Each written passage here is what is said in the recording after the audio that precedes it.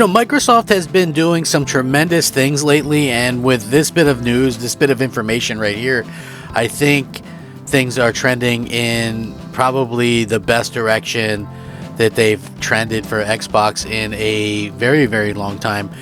To me, it's one of those situations where it almost feels like Sony doesn't know that they've kind of been beat yet, but it's starting to all kind of line up in that sort of way, and that's kind of funny to me. I think that this is one of those times, in my opinion, that Microsoft is absolutely doing all the right things, and the most importantly, I think, is when you make these type of announcements and this type of stuff comes out, sticking up for yourself, I think, is the main thing that you need to do.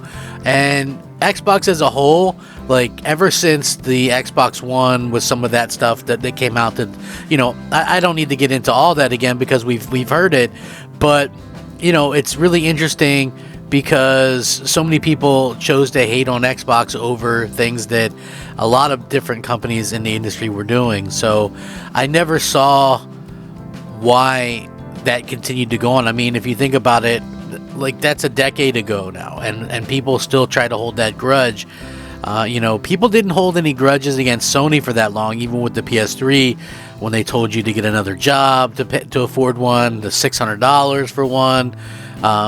They made some incredibly silly things and questionable moves, and people really got over it within a few years. Now it's like Microsoft has literally done far more in the decade since the Xbox One than Sony ever did with the PS3 in terms of turning things around, but people still like to pretend like Microsoft is some all evil entity, and I don't understand that. But I do want to get into this. Should be a fun little video. Hey everybody, I'm the Crap Gamer, and this is Crap Gamer Reviews, back with yet another video. Thank you so much for checking it out. Smash that like button, I would really appreciate that. I'm looking to get 100 likes on all the videos that I do. So Microsoft says that 10 years time is sufficient for Sony to develop a Call of Duty alternative, and that's what they told the UK regulator. There's no basis for offering Sony a longer licensing agreement. Wow, that's pretty cool. That's pretty much... Well, first of all, I want to say that I feel like the 10-year agreement is more than generous, more than fair, and, again, we don't know where the industry is going to be in 10 years or any of this kind of stuff, so I guess we'll see what happens. But regulators, including the UK Competition and Markets Authority, have expressed concerns that Microsoft's $69 billion acquisition of Activision Blizzard could significantly reduce PlayStation's ability to compete, given that it would see Microsoft gain ownership of the Call of Duty series, which Sony has called irreplaceable. Now, in a bid to gain approval for the deal, Microsoft has told regulators that it's willing to make each new Call of Duty game available on PlayStation the same day it comes out on Xbox for a 10-year period with full content and feature parity, which is something that we've kind of gone over quite a bit here. So it'll be interesting to see how that all kind of plays out long term. I still think that Microsoft, that's more than fair in my opinion, like way more than fair.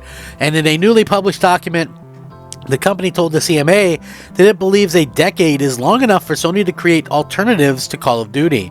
At the Remedies hearing on the CMA, asked Microsoft if the 10-year duration is sufficient and whether there would be a cliff edge for Sony at the end of this period.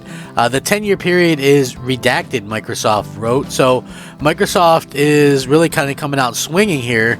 And I've said it before and I'll say it again, I love that. Microsoft considers that a 10-year period is sufficient for Sony as a leading publisher and console platform to develop alternatives to Call of Duty. The 10-year term will extend into the next console generation.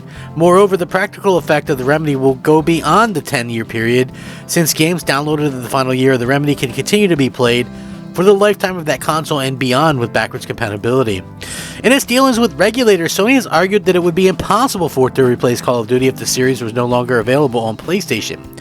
In response to the question submitted by Brazil's Administrative Council for Economic Defense, which subsequently approved the deal, Sony labeled Call of Duty as an essential game, a blockbuster, a AAA-type game that has no rival. It wrote, according to a 2019 study, the importance of Call of Duty to entertainment in general is indescribable. The brand was the only video game IP to break into the top 10 of all entertainment brands among fans, joining powerhouses such as Star Wars, Game of Thrones, Harry Potter, and Lord of the Rings. Call of Duty is so popular that it influences users' choice of console, and its community of loyal users is entrenched enough that even if a competitor had the budget to develop similar product, it would not be able to rival it.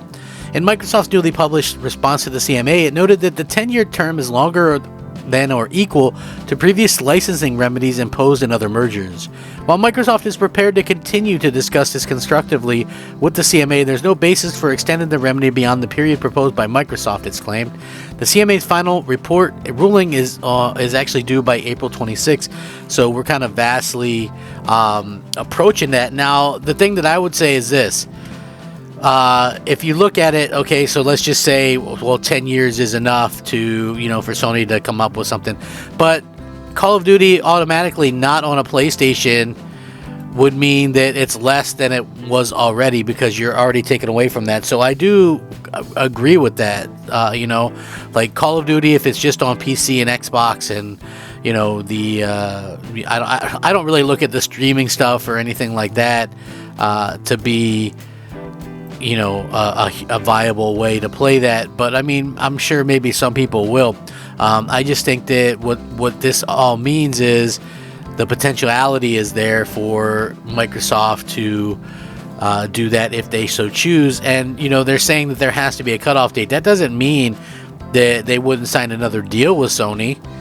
All that really means is that the option is there to make the thing that they own exclusive. Now, again, I think that Microsoft has been around for a long time, and doing that would make it very tough for them to go back and buy something in the future and argue that in the same way, because people are going to go, oh well, afterwards you went and you made this exclusive or whatever. But I still think that they would likely keep it on PlayStation even after that. They're just saying, there has to be some kind of endpoint. There's no point in saying, forever in a contract, because that would be pretty much nonsense at this particular point. So yeah, when you see stuff like this, it definitely makes you kind of go, yeah, well, I agree with Microsoft on that point. How much is too much at this point, right? Like, I feel that way. I just feel like there's some point where, too much is too much. So I guess we'll see what happens. I feel like Sony has been handily kind of beaten here, and we'll just see what happens long term with all of this stuff, because Microsoft is continuing to fight, and I feel like they'll fight this regardless and no matter what, and then we'll see. I think that it's going to end up well for gamers everywhere. Sony, I don't think, has anything to worry about. PlayStation fans don't really have anything to worry about, especially short term. I think that would be silly to worry about any of this stuff. And who knows in 10 years what's even going to be the thing anymore. So we'll find out. I'll link this article. You guys can check it out. Rack 'em up, fact 'em up, Crap Gamer 'em up. Thanks for watching. Crap Gamer out.